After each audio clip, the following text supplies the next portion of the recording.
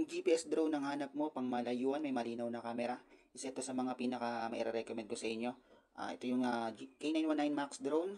Tara, unbox natin mga boss. Ito lahat ng mga inclusions niya mga boss. Siyempre, unahin na natin yung manual na hindi naman natin binabasa. Nandito rin yung para sa application ng drone. Ito yan mga boss, scan nyo lang yan. Nandito yung cord para ma-charge nyo yung mga battery ng drone nyo. Screwdriver. 4 pieces na screws para sa propeller. May extra din siyang 4 na propeller. Card reader. May libre na rin siyang memory card na 64 gig. May dalawang klase na rin na obstacle avoidance na pwede mong pagpilian. Merong infrared at meron ding laser. Siyempre yung controller.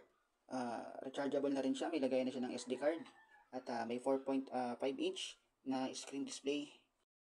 At ito yung drone. Naka 4K camera na siya. Naka 3 axis gimbal na rin to mga boss. 3 km ang flight distance niya. 35 minutes ang flight time. At syempre yung shoulder bag niya. Pindutin lang ang yellow basket para ma-check out mo na.